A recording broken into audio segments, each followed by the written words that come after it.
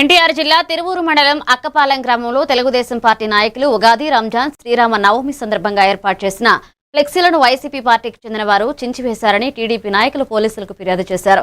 సంఘటనా స్థలానికి చేరుకున్న పోలీసులు కేసు నమోదు చేసుకుని దర్యాప్తు చేపట్టారు. కొంతమంది వైసీపీ పార్టీకి చెందిన వారు ఒక వ్యక్తిని రెచ్చగొట్టి ఫ్లెక్సీలను చింపించి గ్రామంలో అలజడులు సృష్టించారని చూస్తున్నారని ఆరోపించారు. ఈ కార్యక్రమంలో గ్రామ తెలుగుదేశం పార్టీ అధ్యక్షుడు కుక్క దినేష్ గౌడ్, గ్రామ తెలుగుదేశం పార్టీ ప్రధాన కార్యదర్శి రావూరి నాగరాజు, విజయ సొసైటీ అక్కపాల గ్రామ చైర్మన్ నెకెళ్లపూడి శ్రీనివాసరావు తదితరులు పాల్గొన్నారు. శ్రీరామనవమి సందర్భంగా, రంజాన్ సందర్భంగా మరియు ఉగాది సందర్భంగా ఫ్లెక్సీ ఏర్పాటు చేయడం జరిగిందండి.